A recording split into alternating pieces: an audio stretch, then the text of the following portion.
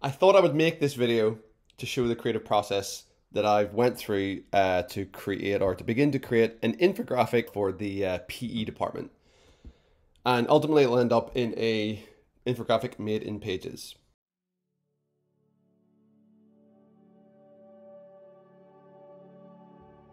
Started off with a discussion. Basically, you know, I was asking like, what's the final outcome for your students, and it's for them to reflect on emotional intelligence or emotional quotient and intelligent quotient, and then kind of display this learning in an infographic. So I suggested they use Pages for this, and the teacher actually, he sent me this document here, which talks about, let's have a look here, the new formula for success. Got a lot of text in here. So they've been studying this in class about, you know, IQ, EQ, and so on. So I read through that this morning, and then I had a look at his idea of the key points that he wanted the students to put inside their infographic. So I'm guessing this is going to be the title, a new formula for success, and then we've got this other criteria like what is success, an analogy between EQ, IQ, and a bike. A bit more deeper investigation into EQ, improvement, summarizing success as being happy, and then another point as well about life as well. Okay, so I took that and then I created this on my iPad. So I kind of was thinking, like, when I saw formula, I googled chemistry formula and came up with this here. So that's what I'm going to use as my basis for my infographic. And I'm going to put the title in the center, and then coming out from each of the nodes here will be those points that the teacher wanted. So success, the bike analogy, deeper dive into EQ, momentum, success is like, and then your life being more important than results. Now that I have that, I'll just put this to one side, use it as a guide, and then I'm going to open up Pages, and we're going to start the infographic. Now, I'm going to assume for this class, the grade 6 students, it's going to be the first time using Pages. So I'm going to get them to choose their own, you know, layout, if it's portrait or landscape, but I'm going to go for portrait here. So select the blank one on the left-hand side and then create. And then, you know, of course it is up to students, but I always encourage them to give it a name first. Currently on a crusade to use this nomenclature. So I start with the year, the month, and then the day as well. And then this is grade 6, say PHE, EQ.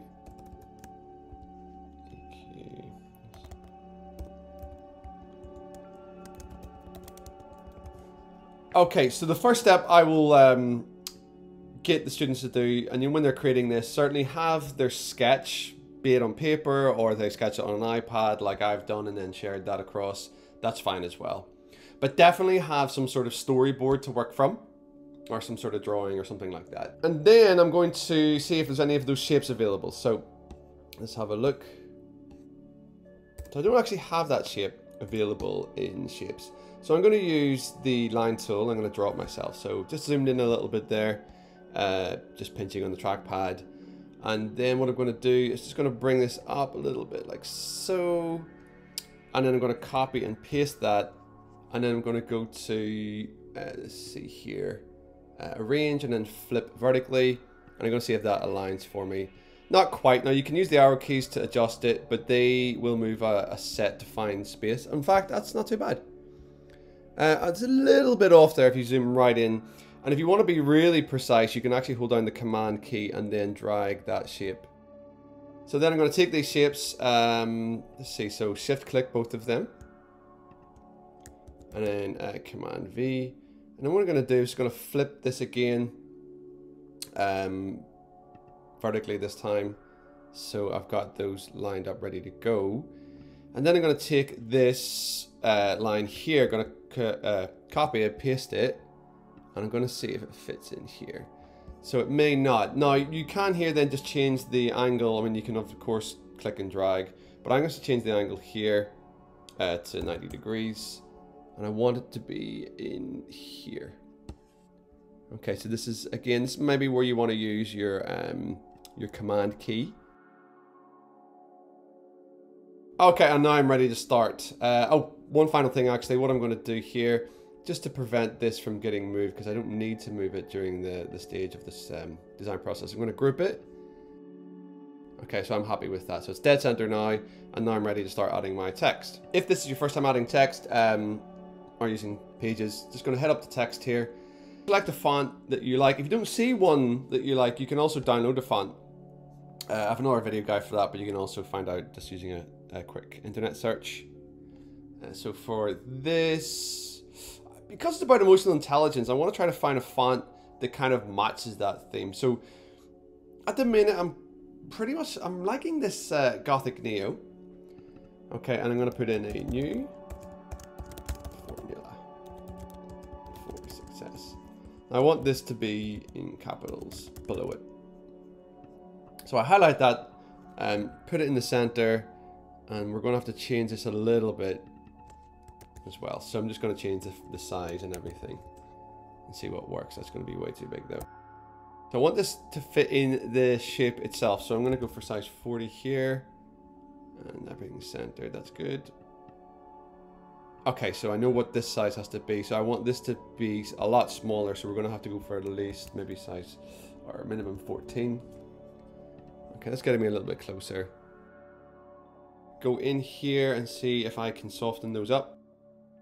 So I'm just changing the line style here. So it's over in the style, in the format section, and then head down to stroke, and then line, and then select whichever one you want. So I kind of like this one for me. And even the font now, reflecting on that, I want to choose something that's a little bit more softer.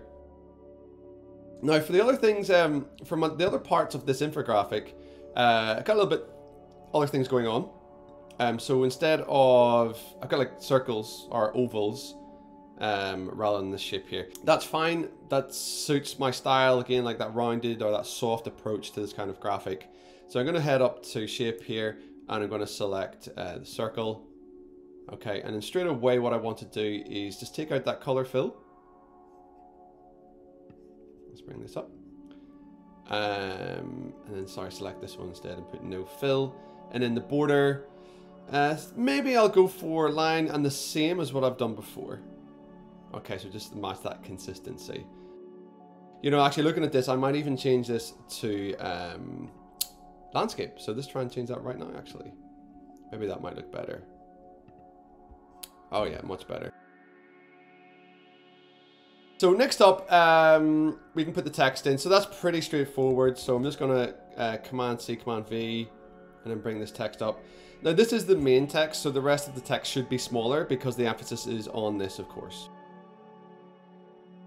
Now that I've got the text in here, this is just a kind of a placeholder, because if we go back to the design document, so what I'm going to do here, I'm going to have a change of plan actually now, reflecting on this again.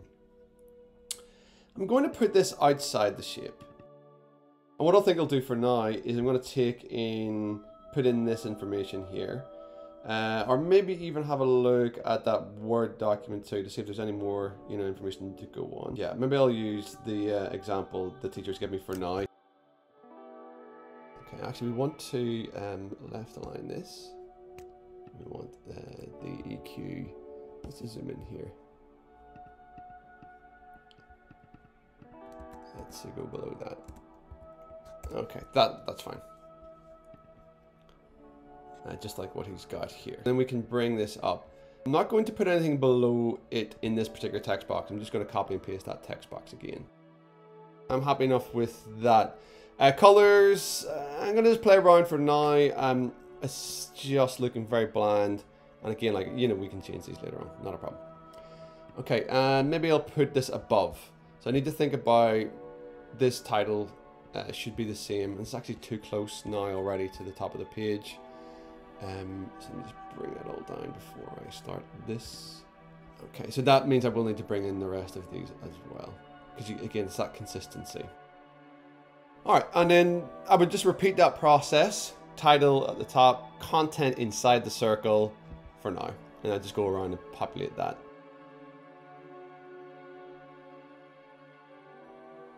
want to decrease that line spacing here. Just head over to format, then text, and then down to spacing and lines. I'm going to decrease that a little bit more because I want it to fit in and not be too close to the edges.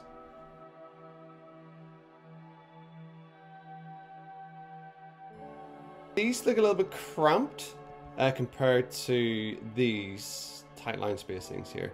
I'm just going to increase the line spacing by 1 point because I don't want it to be too different from this one. This would be version 1. I'm just going to duplicate actually. It's always good to have that. I'm going to call it _V2. In the previous one I can go back and add V1. And I just want to play around with the colors now. What I recommend, again, this is my design process. You can go to color palettes. I love this website, and this is really useful for me. Again, with my color blindness, I'm going to search for orange color schemes, and again, this is very, very useful for me here. So I'm going to put in orange and see what it comes up with. Okay, kind of like this one. Okay, so I want to change that color to this orange here. So I've just copied that hex code. Let's go back to the infographic, select the shape, that's the text box. So let's go here, and then go to style, fill, color fill, and then I'm going to select this little color wheel. And then from here on this menu, I'm going to select RGB sliders. And then where it says hex color, I'm just going to select that and then Command V the hex code from the other website. And you can see just put that in. I'm going to use the same color scheme for the boxes anyway. So I'll just go through and then change all those. I need to think about then how am I going to use these other colors in this infographic. And they're complementary colors. So I need to think about how I would use that. Maybe I'll use this for the border. Cancel that, and then let's go to border line and then use that color wheel there, select the hex code. There we go. And I do want to add lines in between each one just to show that connection to make it more, organic.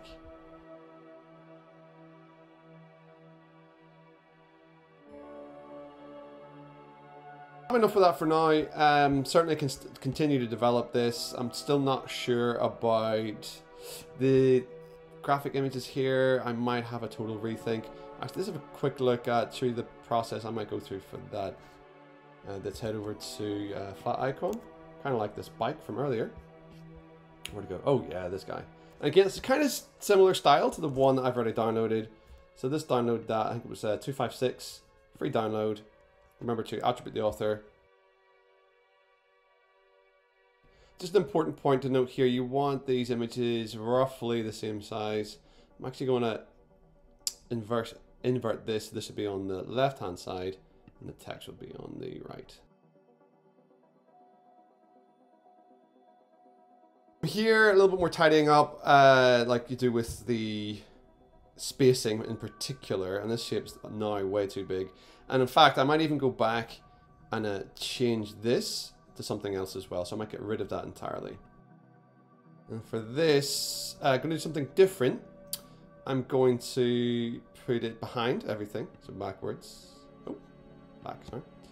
And then maybe just make it a little bit transparent. So head over to style, opacity, and bring that opacity down. Not too much where you lose the essence of the image. Okay, and I'm pretty happy with this infographic now at this point. Maybe I might go and put some borders on these, but I'll certainly come back to that at a later date. But I think the version 3 might be winning over my version 2 at the minute. Okay, not sure what you think. Okay, well, thanks for watching my design process, the thinking I kind of go through when it comes to making infographics. And I hope it helps, and see you next time.